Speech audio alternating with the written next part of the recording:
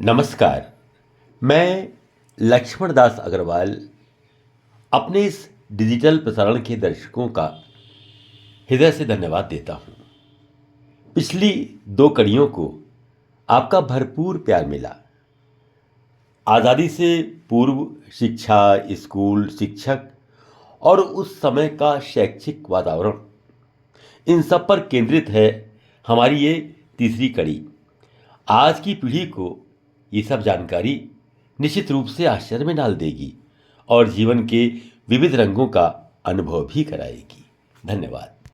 8वीं कक्षा पास करने के बाद मैंने अग्रवाल इंटर कॉलेज में एडमिशन लिया और 9वीं कक्षा में कॉमर्स लेकर पढ़ाई शुरू की। हाई स्कूल का इम्तहान मैंने यूपी बोर्ड से दिया। इसमें मेरी फर्स्ट डिवीज़न आई और 2 विषयों गणित और अकाउंटेंसी में डिस्टिंक्शन भी आया। फर्स्ट डिवीज़न आने के कारण मैं आगे पढ़ने के लिए सेंट जॉन्स कॉलेज में गया। मेरा एडमिशन आसानी से हो गया। उस समय सारे डिग्री कॉलेज 11वीं क्लास से शुरू होते थे। अब इसमें बदलाव आ गया है और स्नातक की क्लास इंटर के बाद मतलब 13वीं क्लास से शुरू होती है। इंटरमीडिएट में मेरी अच्छे विद्यार्थियों में गिनती होती थी। अध्यापकों से भी मुझे अच्छा व्यवहार मिला और मेरे साथियों ने भी मुझे सम्मान दिया। 11वीं कक्षा की एक घटना सेंट जॉन्स कॉलेज की मुझे याद आ रही है। तब एक परंपरा थी कि छमाही परीक्षा के बाद विद्यार्थियों को कापियां भी दिखा दी जाती थीं ताकि विद्यार्थी समझ सकें कि वे कहाँ गलती करते हैं। हिंदी भी मेरा एक विषय था और छमाही परीक्षा में हिंदी में मुझे केवल 50 में से 17 नंबर मिले।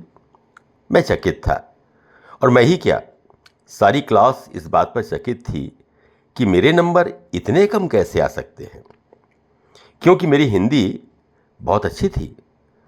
जब हिंदी की कॉपी मेरे पास आई तो मैंने देखा कि मैंने राजा भोज खंडकाव्य के कवि का नाम राम शंकर शुक्ल रसाल लिखा था और उसे मेरे अध्यापक ने क्रॉस करके 0 नंबर दे दिए थे।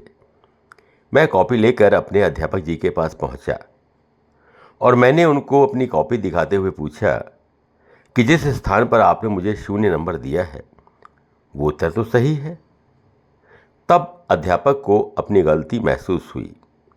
उनको यह भ्रम था कि कवि का नाम रमाशंकर है। तब उन्होंने न केवल मेरा रिजल्ट सही किया वरन मुझे शाबाशी भी दी और फिर फाइनल में तो मेरे सर्वोच्च मार्क्स आए। इंटरमीडिएट में मैंने यूपी बोर्ड में फर्स्ट डिवीज़न के साथ साथ मेरिट में 12वां स्थान प्राप्त किया। ये मेरे लिए प्रसन्नता की बात तो थी ही, परिवार में भी इसके लिए बहुत खुशी मनाई गई। सेंट जॉन्स कॉलेज से बीकॉम प्रथम श्रेणी पास करने के बाद मेरे शुभचिंतकों और सलाहकारों ने आईएएस की तैयारी करने की सलाह दी। मैंने एलएलबी के लिए आगरा कॉलेज में एडमिशन लिया और जब मैं एलएलबी के फाइनल में पहुंचा तो उसी वर्ष मेरा विवाह संबंध भी तय कर दिया गया। मैंने काफ़ी विरोध किया लेकिन मेरी कोई बात नहीं सुनी गई और मेरा विवाह संबंध तय हो गया। मेरी परीक्षा होने वाली थी लेकिन मेरे परिवार वालों ने इसका कोई ख्याल नहीं किया और 16 फरवरी सन 1959 को मेरी विवाह की तारीख तय हो गई। नतीजा ये हुआ कि मुझे परीक्षा में और मेरी पढ़ाई में बहुत परेशानी आई। विवाह होने के बाद बजाय इसके कि मैं अपने वैवाहिक जीवन पर ध्यान देता, मैं पढ़ाई में लग गया।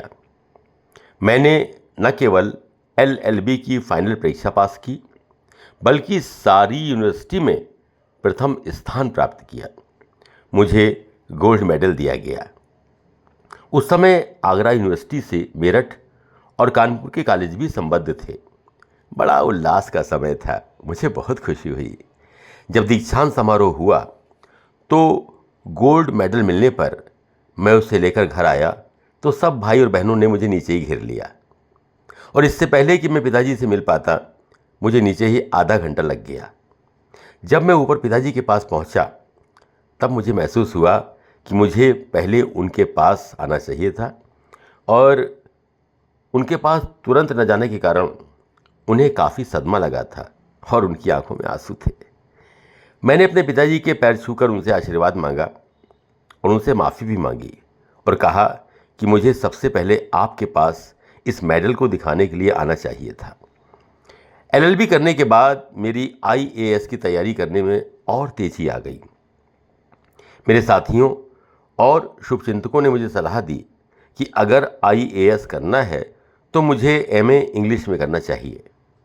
मैंने इंग्लिश में एमए की पढ़ाई स्पेशल परमिशन से आगरा कॉलेज में प्रारंभ की और एडमिशन लेने के बाद जुलाई से आगरा कॉलेज जाना शुरू कर दिया। उस समय डॉक्टर BR शुक्ला जो अंग्रेज़ी के प्रोफेसर थे और आईएएस के इच्छुक स्टूडेंट्स को फ्री कोचिंग भी देते थे, उनके बहुत से विद्यार्थी आईएएस में आ चुके थे। मैंने भी उनसे पढ़ना शुरू कर दिया। मेरे पिताजी को प्रोस्टेट की शिकायत चल रही थी। उसमें एक बार उनका यूरिन पास होना रुक गया और बहुत तकलीफ़ हुई। तब डॉक्टर AN राजदान ने सलाह दी कि तुम अब अपना प्रोस्टेट का ऑपरेशन करा लो। मैं आईएएस के लिए पूर्ण गंभीर था। मेरे पिताजी भी ऑपरेशन से पहले मेरा आईएएस का फॉर्म भरवा कर गए थे। मेरे पिताजी को प्रोस्टेट की शिकायत चल ही रही थी। प्रोस्टेट ऑपरेशन के दौरान उनका हार्ट अटैक होने से स्वर्गवास हो गया। ये हमारे लिए बहुत ही बड़ा आघात था। फिर पूज्य पिताजी का पार्थिव शरीर घर लाया गया और उनका दाह संस्कार हुआ। उस समय घर में बड़े भाई साहब की उम्र 27 वर्ष और मेरी मात्र 23 वर्ष थी। Thank you for your support. Please like, share and subscribe this channel.